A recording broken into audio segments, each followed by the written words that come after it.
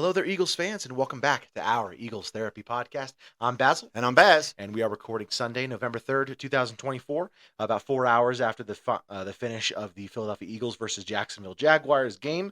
Eagles walk away with a win, Dad. 6-2. It's a win. It's a big thing to put in our belt. Continues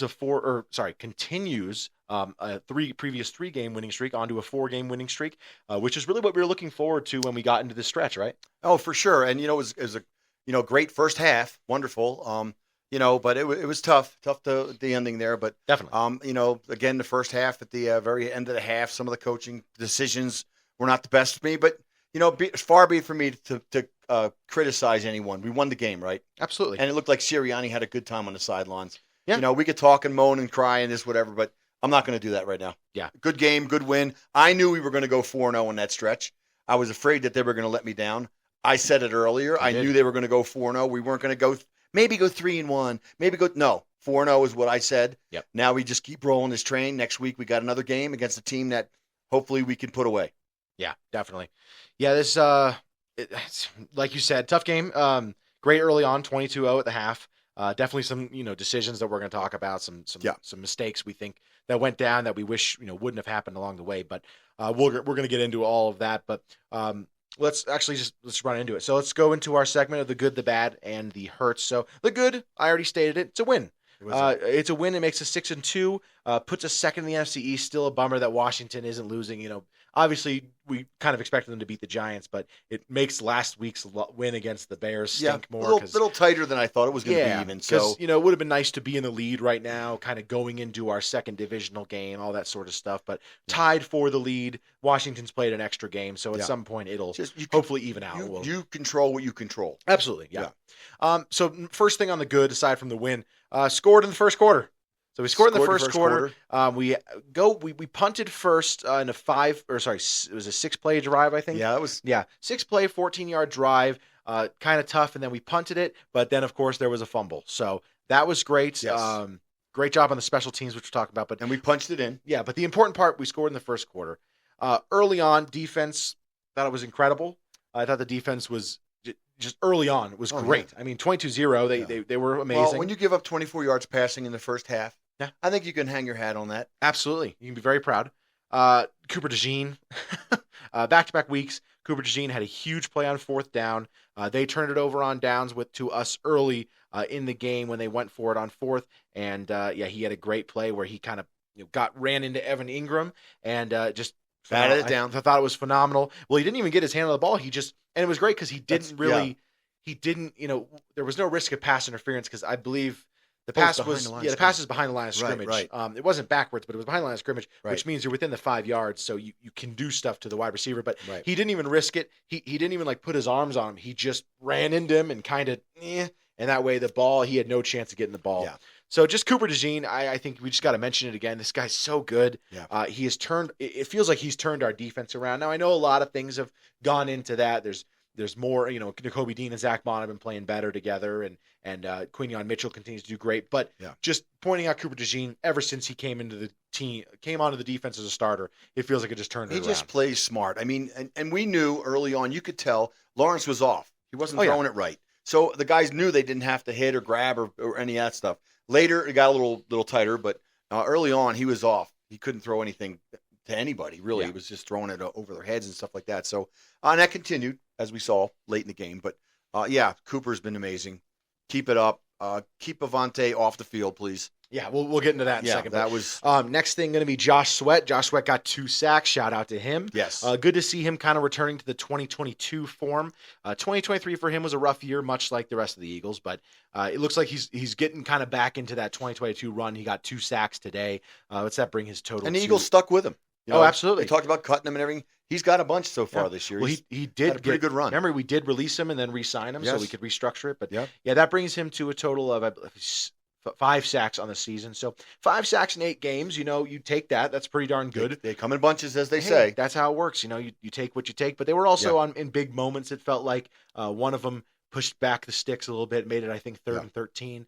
Another one was a little bit earlier on. I can't remember exactly when that happened. But plus, Lawrence is one of those quick throw quarterbacks. He makes quick decisions. He can do his check downs quick. He's not slow. You got to get to him within 3 seconds, or he's going to hit you. and that's kind of what happened. But we had some good little pressure earlier than later. That was nice. But Definitely. yeah, congrats to Sweat for getting some couple sacks. Another big reminder in the good. A lot of good to go over today, which is great. But another big reminder: Devontae Smith.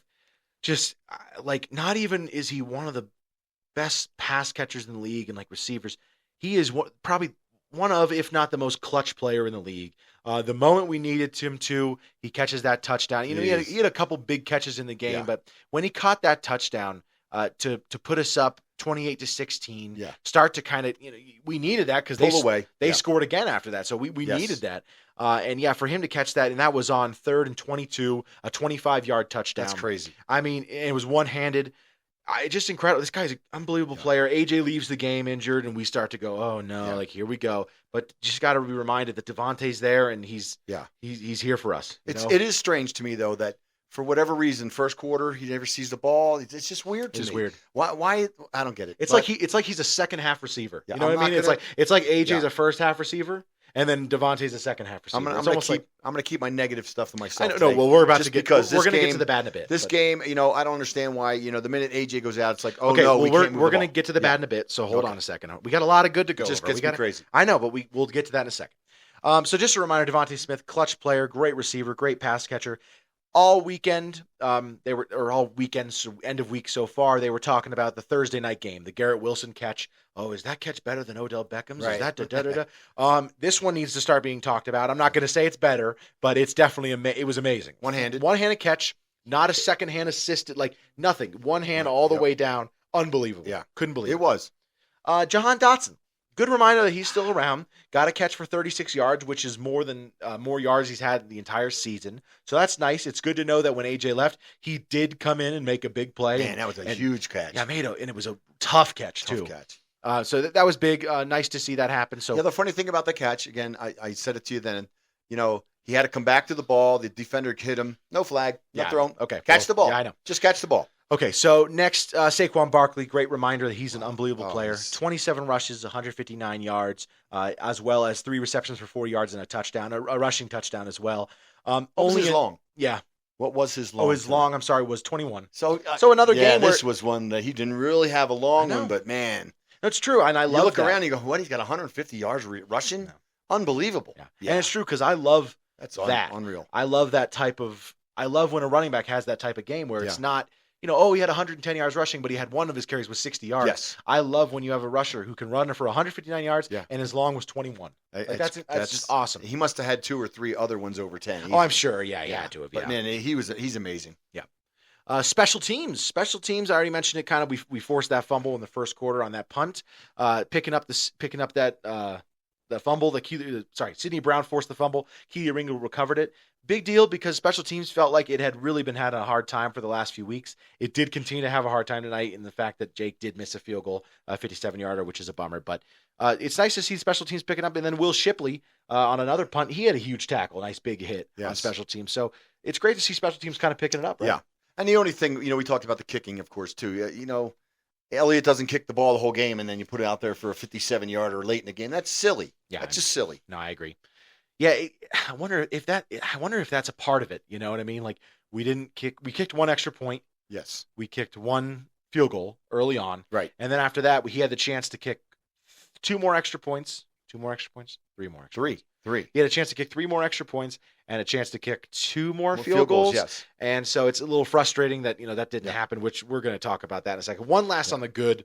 Zach Bond, Nakobe Dean, linebacker duo. Just Bond great, early on was unbelievable. What, he had the first 2-3 tackles of the game? It felt like it, right? Holy and then he had a pass mackerel. breakup. Yeah, you're right. Yeah, he was everywhere. And, of course, Nakobe. So just seeing those 2 guys just every week. It's amazing. Yeah. It was amazing. And, of course, the biggest thing with Nakobe being the game-ending interception. I did not see that coming. I know. I'm like, what happened all of a sudden? Yeah. Here it is, biting their nails, and then he throws the ball right over his head, the guy's head, and you're like, Nakobe's right there. Beautiful catch.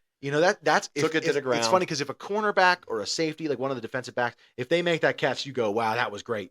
But because it was a linebacker, it just made it go, oh my God. Yeah. Like that was, whoa. Like I can't believe he caught that. And it almost looked like for a second it was in one hand, and then he kind of had it like this. He one-handed it and then corralled it with 2. But man, that was great. And he played great, and Bond did too. And he deserves it. I mean, he's been good for what, 4 weeks, 5 weeks now, ever since maybe the break. The Tampa game, he was awful in. Yes. And since then, he's been great. Yeah, and he heard about it too. Oh, yeah. But he has been great those last 4 games. Yeah. And it's just the combination with him and Cooper and Bond. It's amazing. Yeah. Keep it up, guys. That's all I have in the good. Let's go to the bad. So not so much bad to talk about as the good, but there is some bad. Number one, let's talk about, we try our best on this podcast. We don't like to blame officials. We don't like to blame officiating. We don't talk bad of it. It was awful. This was one of the worst officiating games for the Eagles that I've watched in a long time. I just can't. I'm not just talking about that fumble. You talked about the Jahan Dotson, when he caught it, the guy didn't turn around. How is that not pass interference? That's called, I guarantee you, every other top 5 team in the league, 10 team, they get in that call, even though he made the catch. But there was still an area flag on the ground, and he had to come back to it one-handed. The guy's all over him. It's just, I don't understand these refs. Hopefully they get a little smack on the hand because you have to. They were bad the whole game. Well, let's talk about the fumble. You mean a non-fumble? And it's funny because there might be, I bet there's fans of the other team, the Jaguars, who are going to say, oh, well, he was still up and that doesn't count and he wasn't touched and yada, yada, yada. That's not a fumble. I mean, his he's down. sock was moved. He's he down. was hit by and it's funny because we watched it and I saw it live. I was like, oh, no, he's down. He got touched. I saw the guy swipe him. He fell because the guy swiped him. And, I respect the officials letting the play out. Excellent. Because too many times in the league, they call it dead and then it's wrong and now it's ruined and yada, yada. Right. He should have scored a touchdown when he... Yeah. Exactly. So I respect them letting it play out. And that's the thing that kind of stinks about it is the Eagles' offense. It didn't look like they were really trying to make a tackle. A couple of them were because they were. They knew he was touched, but it seemed like a lot of them were kind of like, "Oh, he was down. Yeah, why hurt myself? Why tackle this guy?" So it's just frustrating. I mean, that was awful. That is. It's funny because all on the TV they talked about was the great return by Tavon, and I'm going, it wasn't a fumble. He's down on the ground. He got tripped. Yeah. He tripped on his own player too, but he was touched. If you're touched, I don't care if it's a hair on your skin.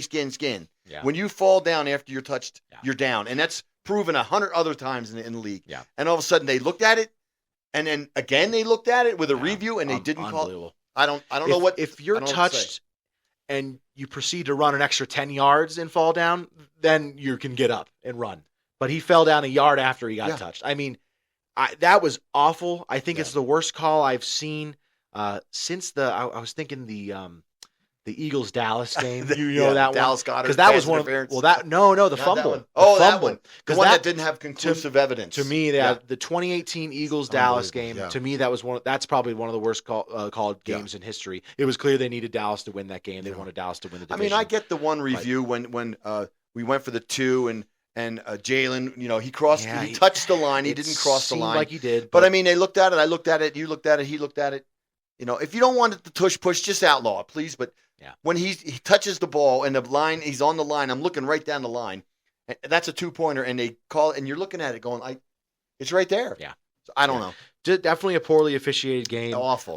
Continues a poorly officiated season. And it wasn't just the not officials. Just for the Eagles, but it was also like poorly. Where's the replay? Yeah. They call a motion play on us. Our guy illegal motion. They never showed the replay. I'm like, well, who moved? I didn't see it. You could tell we were like the C or the D game. You know what I mean? Like, I know you made jokes about that, but it's true. They had the Giants Commanders playing. They had the Bears Cardinals playing, the Rams Seahawks, the Lions Packers. All those were playing at the same time. So it's very possible we had the D commentators. Well, here's a note to the coach. Team. If you get flexed out of the game, win by 40. Yeah. Because you never know what's going to happen. It's true. Because there's no replays. That's what happened. There was no replays. There was... and again, if they're going to call a penalty, I want to see it, right?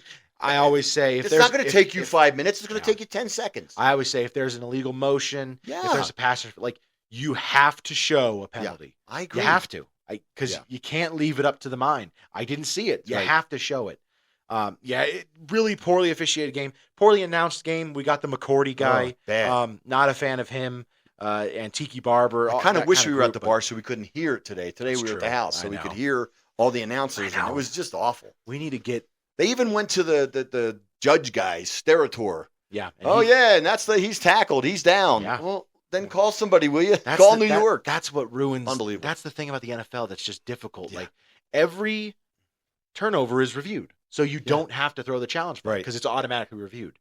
So when I hear the NFL rules officiant, the guy in charge, the analyst, rules analyst, is that his name? I don't know. Yeah. Gene Steratore, the guy who's hired to do this, when he comes on and says, "Yeah, I can't believe it. That's a tackle." Yeah. Someone has to be able to call the ref and go, "Dude, you got got it. Yeah. That's wrong. You're wrong." Yeah. It's weird that they allow the refs to be so wrong. Right. And I was saying to you, I was telling Sirianni, throw the red flag, and you're like, well, they can't, Dad. I don't get a review, review. It was terrible. Review. It's horrible. I know. That was just, you can't have that. You know, when I see it, and it's just like even when our guy had the interception, right? Yeah. And I clearly saw the ball didn't touch the ground. We ended up with the interception, with the announcer saying, I guess they don't have enough to overturn. Zach I'm like, Bond. overturn what? Yeah, when Zach Bond had the pick. That ball never even sniffed the ground at all. When Zach Bond had the pick, they're like, oh, yeah, might not be able to overturn that. I'm like overturn it. What's the discussion on overturning There is no overturning. The ball didn't even get near the ground. Like, I mean, confusing. So that just added to our it kind of on top of everything else that happened late in the game. I think we got one of the lower tiered referee teams, and we definitely had the lower tier of analysts and I don't commentators. Care. Don't they know awful. That Eagles fans are going to watch this? You know, it's a home game. There's millions of us across the country watching it. We're watching you now. Like, who do we write to say I don't ever want these referees on the field again? They were horrible, awful. Yeah. All right. That's enough. Let's get into the more bad. The defense unraveled in the second half. Now, in reality, you look back on it, they did only let up 15 points in the game. 8 of those points were on the horrible fumble recovery for a touchdown. Yes. I guess you can blame for the 2-point conversion. So they let up 17. Right. So, we win 28-17 without that fumble recovery for a touchdown. So, I mean, it's not too bad, but it did seem like in the second half, the defense did kind of unravel. They let Trevor Lawrence and the Jags heated up a little bit. Up and down the field. Kind of was. It what was did he finish with? Because he had 24 yards passing in the first half. So he finished off with 169. So then you take the sack yards off, and then we're looking at maybe 140 yards. Yeah, that's true. Yeah. So I mean, but it seemed like in the second half it definitely felt he was different. Yeah. They ended up going in the second half. They go punt, touchdown, the fumble, touchdown. Right. We go turnover on downs. They punt. We go touchdown. They go touchdown. We go missed field goal. They throw a pick. So that's a nice pick. They only got 3 touchdowns in the second half. One of them off of a defensive. So Lawrence threw 2 picks today. Correct. Okay. One to Bond and one to N'Kobe to end the game. And so great pick. My gosh. And a fumble. So 3-1 as far as turnovers go, even though we only really had 0 turnovers because of that. Yeah, and that I will say. So we won a turnover battle again, which is also another trend that we're hitting every week here. And I will say that's kind of the worst part of that fumble, their touchdown recovery. It puts a little blemish on an amazing game by Saquon. Yeah. They give him a fumble in that game now, and you're like, right. But he didn't. Like, can you fix that? But at the end of the season, when you're looking for offensive player of the year, he's got a fumble. And I know it's only his first one, but he's going to fumble again. So when you get it wrong, you've affected his offensive player of the year chances. Like, and there's no changing. You just can't that. do that. Yeah. Like, that's so bad. So hopefully tomorrow on the shows, there's a lot of this. Someone has to say something about it. All the shows speak and everybody else talks about it and brings it up and says, this can't be, they can't do this. This cannot happen. Yeah. Because it changed the course of the game. We were blowing them out. Like I said, we were going to blow them out. And really, we did blow them out because we had so much more time of possession and yards. And they had scored. I know that it was 22-8. They had scored before the fumble. So, like, I get it. It wasn't like we had shut them out. The defense did let up a touchdown, but to give them a touchdown that quickly, it's just... make it all of a sudden a pucker factor there. It's not 22-16 now. Yeah, it's just not okay. That's just bad. But again, I always tell you, and I hate to see it because I feel on this side of the table that mid-game, we started to play complacently. Like, oh my God, we're killing these guys. We're going to win. You cannot do that in the NFL. You got to have your foot on the throat until there's 4 minutes left and you're up by 21. Yeah. That's how I feel. And I saw some plays. You know which one I'm talking about. The little walk. Oh, the guy catches it. He's on the ground. Just walk over and touch him. Yeah. If you had ran over and touched him, it would have been 3rd and 1 or 4th and 1. And who knows what happens. Yeah, C.J. Gardner-Johnson. Can't do that. He's also in the bad. I'll throw him in now. Oh, okay. Sorry. Just not playing well this season. That play really made me upset. I don't remember. I think it was 3rd and 11. They threw it to number 11. I think it's Washington. I can't remember. But he's on the ground, and he's not at the first down. And Gardner-Johnson runs, stops, and then walks towards him and then touches him. And in that moment, Washington turned his body enough to get a first down. And it looked like he didn't even move enough then. And I thought he got it. I thought he obviously obviously was on the line or just. I thought he obviously got it, but not at first. And right. You can't. You touch, and I'm screaming during the game live, not during replay. Right. I know a lot of people are going to say, "Oh, it's easy in retrospect." No. During the live play, I'm screaming, "Touch him! Like you can't. You don't slow down. You can't slow down." Yeah. Like, that bugged me. And C.J. Gardner-Johnson, been a rough season for him. It seemed like he kind of picked it up after a couple, the last couple of games and everything, but it has been really bad. And he also had a dropped pick, which didn't really matter because it would have been wiped out by Avonte Maddox, pass interference. I asked before that play. I see Avonte Maddox on the field. It was I don't know what play it was actually. 13 maybe? Maybe, a little bit. It was somewhere in there. And I asked, while it was happening, I said to my dad, why is Maddoxon? Why is Maddoxon? Yeah. Why is Maddoxon? I said it, I think 4 times. Yeah. I asked, why is Maddoxon? And he's in there. Yeah. It was 3rd and 10 on the 47 with 2 minutes left. It was right after the 2-minute warning.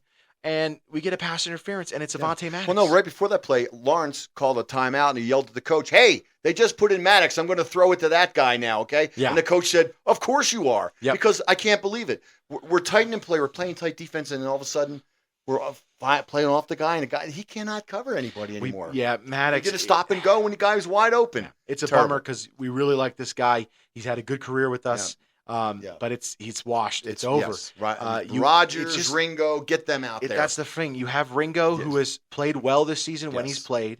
He got that Cleveland Browns face mask called on him. Yes, he did. He's played really well. And then Sidney Brown's back.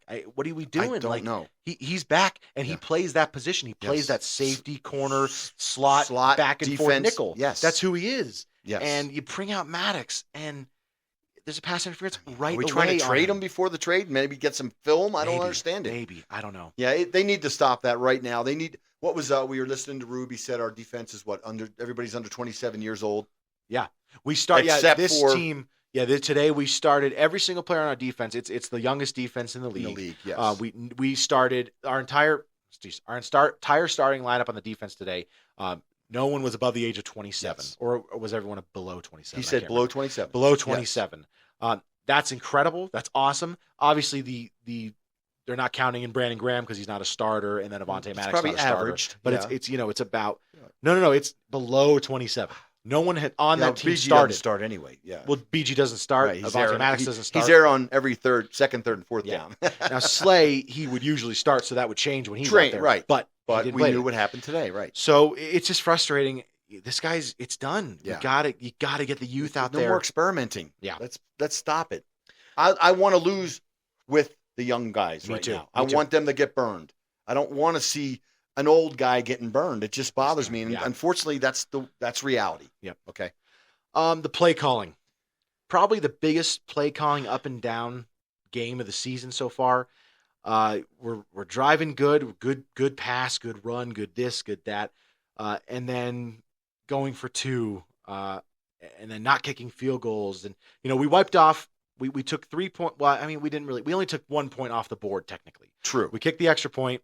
We took it off the board. So we technically only took 1 point off the board, yes. But all in all, 9 points. Potential 9 potential points left on the table. Were left on the field yes. because of our coaching. Yeah. We didn't kick 3 extra points from 3 of the touchdowns that we scored. We didn't want to kick extra points. I get the one. I get the other one. No, and I'm okay with we kicked 1 and we took it off the board. That made it 17-0. You shouldn't take points off the board, but I agree. We took it off the board, and you're at the 1 yard line. So I'm okay with that one. Yes. But after that, I was like, okay, now it's just it's time to just kick extra points. Yes. Take your points. So that's 9 points that we could have had added on. That would have made this lead a 14-point lead, which means at the end of the game, instead of doing this, we would have been like, no, it's okay. We would have up 37-23. Absolutely. Which is it's very different. And I even, you and I got in a little tizzy there early in the game when it was like, I think 4th and 1 or 4th and 2.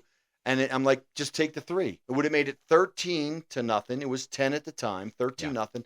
I mean, I get it, 13, they can score 2 touchdowns, but it's about getting the points. And early on, I say it all the time, in the first half, get all the points you can. I understand putting a team away. Now, on the next drive, when we're up 13 and we get a 4th and 1, go for it. but you got to rack those points up, man. In the first half, yes. I say it all the time. It hurt us tonight. Yeah. And they could have easily had a nice coasting game. Maybe it's better they didn't because next week they're going to have a chip on their shoulder as well. But, I mean, it would have been nice to be able to sit a few guys, especially some of the linemen, towards the end of get the game. some more linemen, some more time. Which is going to bring me, well, let's finish off the play calling, the up and down play calling. And then, they still do these horrible out passes. I'm happy to hear when that happens. I'm happy that I can hear the Eagles fan base in the home stadium booing. I love that because the out pass is the stupidest thing in the world. But the funniest part is we do that out pass, and then on 3rd and 22, we throw the ball deep to Devontae, and it's just an amazing throw and an amazing play call. Yeah. And you're like, geez. And then also we have the horrible drive that's before the half, and you're like, we're not going to score. Here we go. Yeah. And then 3rd and 17, they give it to Saquon Barkley, and he runs for a 25-yard, 21-yard touchdown. Untouched. It was amazing. And that's the one that Freddie Johnson was leading the pack. And no, that was a Jalen Hurts touchdown. Oh, I'm sorry. Rush. You're right. Sorry. You're right. No, you're right. That one was just like he just went from one side of the field to the other. It was unbelievable. Yes. I was like, oh my gosh, that was crazy. But, yes. My last thing in the bad, the injuries. It sucks. I'm a little worried about this season. There are seasons where you get through pretty healthy. 2022, we started all of our first day starters in the Super Bowl. It was incredible. It was unheard of. Last year we had some injuries here and there. This year it seems like it's been kind of a problem. And, AJ, of course, got hurt at one point. He leaves the game after the half. He didn't even play in the 3rd quarter, and he took himself inside. No, he came in out of the half and went right back in. Went right back in. And you and I are like, well, I didn't even see it. Yeah. And it was weird because when he got hit, it was he was down. No, he was, and it was like, oh, here we go. But then they say, oh, yeah, he's out for a knee injury, and you're like, oh, that's weird. That wasn't his knee. He got hit like that. So I don't know what that was. But Saquon Barkley obviously early on got hurt. Got a whiplash on his head there with that hit. It's funny because we did that. They did it in replay. They showed it in slow-mo, like a replay. And I thought he was going to be out for the game. I thought he was going to be concussed. I really did. He got hit in the back, he got hit in the front and it hit him into the back, which was an incredible play. Yeah. Please don't do it again. That was the jump up and backwards and miss it. It was incredible, but please don't do it again. There's 5 guys around them. Don't do that. And then Fred Johnson, he's leading the pack on the Hurts draw for the touchdown. Yeah. And that piece of garbage, Cisco, for the Jaguars, dives low at him. Question for you. Why wasn't he thrown out of the game? So it's a personal foul. You need 2 personal fouls to be thrown out of the game. That's an intentional injury that's where I do agree with you. The only thing that makes a player usually get ejected right away is when he throws a punch. But to me, when a guy dives low at an offensive lineman who's in the end zone already, like Hurts was going to get in the end zone no matter what. Yes. And he dives low. It's the biggest guy on the team. He's bigger than Mailata. He's taller than him. He's 6'8". He's huge. Yes. He's the biggest guy out there, and you dive low at him that should be a double personal foul because it's a defenseless player because this guy can't defend his legs, and it's also an intent to injury. I really made There's no other question about that. It's intent to injury. If you don't want to get hit by that guy, get out of the way. Well, he's going. They're in the end zone. Yes, he was. It's not like he is at the 10-yard line. Right. Then I can understand he's trying to make a tackle. Protect himself maybe. Too, yeah, but he's in the end zone.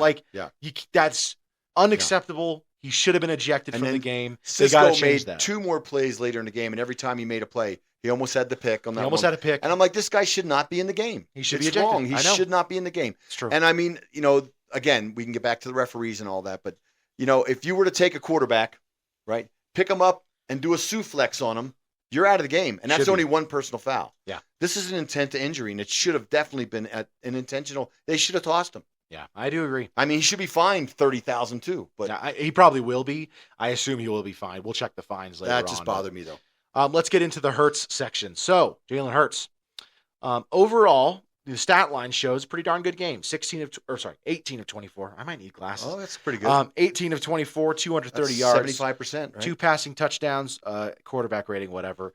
13 rushes, 67 yards, and 1 touchdown. Now, remember, some of those rushes do bring down his average of 5.2 because he kneeled the ball down 3 times at the end of the game.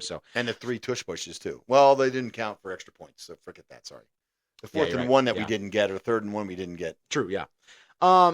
Overall, another, kind of like the play calling, probably the biggest up and down game of his season. Now he didn't have a turnover, so that is very important to be mentioned. Yes. The Eagles actually didn't have a turnover at all. I don't just say except for something happened there, but the non. But yeah, no. Overall, it felt like a really up and down game. And I said it on the Facebook page. I think Hurts might be the weirdest quarterback. Sometimes he can't throw the ball like 10 yards, but then he can throw the ball 67 yards. Beautiful. You know what I mean? Like that pass. His pass to Devontae to the left side was amazing. His pass to Devontae in the end zone was amazing. Pass to Saquon on the right side for the first touchdown was just gorgeous. Like, it's weird that sometimes he can't throw the ball like 5 yards to a tight end. When it's 3rd and 3, we can't throw a 5-yard pass. But he can throw a 50-yard bomb for a touchdown perfectly, no doubt. Like, it's just incredible.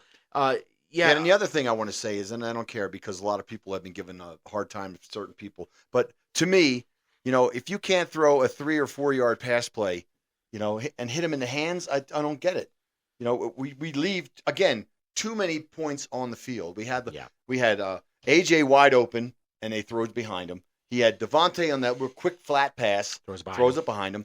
I mean, these are game losing plays. Luckily, we did pull the game out, but that's because we had built such a big lead against a really bad team.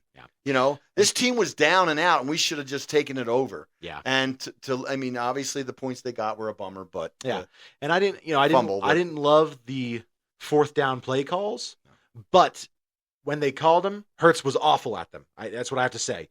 The one to AJ, like you said, AJ's wide open. Throws behind him. Looks like he's throwing it to the defensive back. Yeah. So that's the 4th and 3. Just lead him, and he's in the end zone. And then the other one is the rollout one. Now, granted, horrible play call by the coaches, but it's like they're off. Like the play caller, Kellen Moore or Sirianni. We know we think it's Kellen Moore, but I mean, sometimes it feels like it's Sirianni. But he took a 9-yard sack on that play and made it a longer field goal than it should have been. Yeah. On that one drive. Yep. Now throw it to the guy you're supposed to throw it to. Throw it to his knees. Yeah. Throw it to his feet.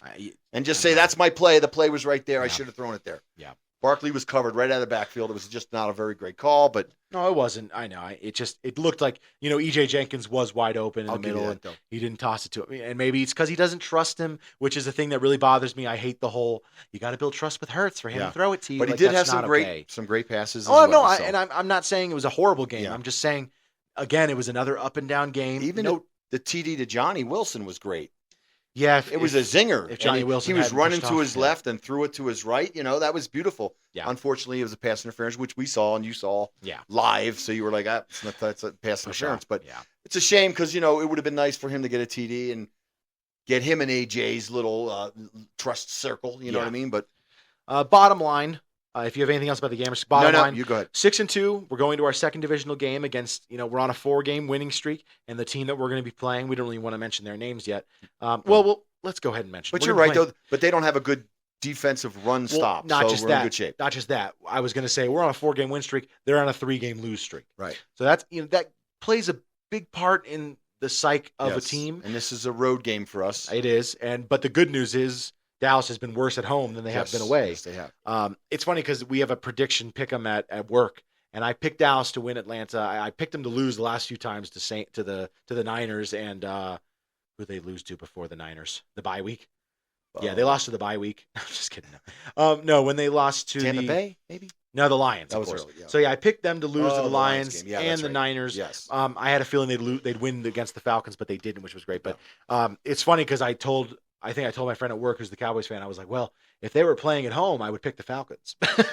Yes. Because they were playing in Atlanta, I picked Dallas. But, gotcha. Let's go ahead and talk about the other games of the weekend then, actually. Let's just go ahead and jump into it. Sure. So biggest ones, obviously, the Falcons defeat the Cowboys 27-21. Big deal. It's just great because even though we want Washington to lose and we want to win and we want to take the division, it is nice that the two teams, Washington and Philly, we both won and they lost. It pushes Dallas down. Oh, yeah. Our two teams go up. So it makes Dallas, even if they get better, hopefully they can, hopefully they get third in the division. You know what I mean? Puts them 3-5. I think. Exactly. Yeah. Yes. And we want them. You're probably not going to get fourth in the division because they're going to beat the Giants both times. But a 3-game lead right now is pretty good. Oh, absolutely. Yeah. It just feels really good going into their stadium as well, Yes. So it's also just great as a fan. I hate them. But, okay, the Commanders, they defeat the Giants like we said. They win 27-22. We did want close game, though. Yeah, we want the Giants to win this game. We want the Commanders at some point to start to regress. Now, after we play Dallas, we do play the Commanders at home on a Thursday night, which is a bummer because we play them on a short week. Do they have a bye week coming up next week? No, they do play just Sunday against the Steelers. That's okay. good. Okay. So good news is they play against the Steelers. Okay, that's good. Which is a tough team. So hopefully they can kind of get a little beat up, maybe a couple good tackles against that quarterback. We need to beat Dallas first, then we'll worry about the Commanders. Yeah, we'll worry about the Commanders have been on a roll, and they're playing pretty good ball. Yeah, absolutely. And they should have lost to the freaking Bears last week. But the Cardinals, they defeat the Bears, who, the Bears are looking like a little bit of a not so good team. Cardinals look great today. Cardinals look really good, 29-9. They're looking a little frisky. We kind of knew they were when they beat us last year. They seemed to end the season off pretty good last year when they got Murray back. And this year, they beat some big teams. They destroyed the Rams. They beat the Niners. They barely lost to the Bills. And now they've beaten the Bears pretty convincingly. They're 5-4. Yeah, it's 5-4. And we kind of, it's hard to say we don't like cheering them on, but we would rather them win the division than the Niners. You know what I mean? For sure. Or the Rams, too, which is why we were happy the Rams won today against the Seahawks, which is the next game. Yeah, that was close. So the Rams defeat the Seahawks 26-20. Again, this is, these were two teams. They now have the same record, so it makes it a little bit harder. They both go to 4-5. Yes. Which is just good. Keep the NFC teams down so that we can stay up. Yeah. Because in hopes of if we were to somehow not win the division, we at least have a higher seed in the wild card. That's right. Stuff like that. And then last big notable one, the Lions defeated the Packers 24-14. This felt kind of like a game, like it was 24-3. Kind of felt like it was over. Right. But it felt like the Lions kind of pulled back a bit. The Packers let the Packers come back a bit and everything like that. They made it up to 14. Well, Jordan Love's throwing those interceptions still. It's just unbelievable. I don't know how he's got 20 so far this year. 12, maybe 11, 10 or 11. Yeah. This game felt a lot like the kind of like the Cowboys' last few games. It seems like the Cowboys, they're going down, losing big. Right. And then the NFL calls like, hey, we're losing viewers. Can you guys, that's my whole thing slow about down. You can't stop. You got to keep your feet on the throat and just continue to go. Don't go, oh man, we're up 21-0. Oh, we're going to kill these guys. No. Finish the game. Yeah. So that brings Love's got 10 interceptions now. So okay. And Hurts has 4 games without an interception. That's and actually, no, I'm sorry, 5 games in a row without an interception, 4 games in a row without a turnover. He had 1 turnover at Tampa Bay, but he didn't throw a pick. So good. So that's everything I got on the NFL this week. We'll be back later this week to talk about the matchup between the Cowboys and Eagles. Again, it stinks. It's a 2:25 game. I don't like the 2 o'clock game.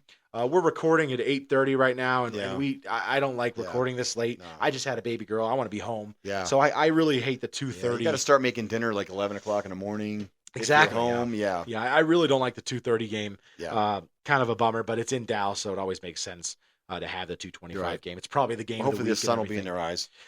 Man, that is the stupidest stadium design in NFL history. And it's funny because against the Lions, when we were watching the Lions-Cowboys game, that happened. Yeah. Jalen Tolbert turned around and couldn't see the ball, and it was just hilarious because why is that stadium that way? Exactly, I don't get it. The worst part about playing the Cowboys next week, we do have Tony Romo as an announcer, of course. So we're going to have the whole Jim Nantz, Tony Romo, Cowboys bias on their side, unfortunately. But just take it to them, run over them. We had the worst announcing crew today, so it was bad. I can't get much worse. Yeah, maybe it can though. No, I don't know. It was bad. Bad. You got anything else to say? No, man, it was good. It was a good day, good win. 6-2. Let's go. Yeah, keep it going.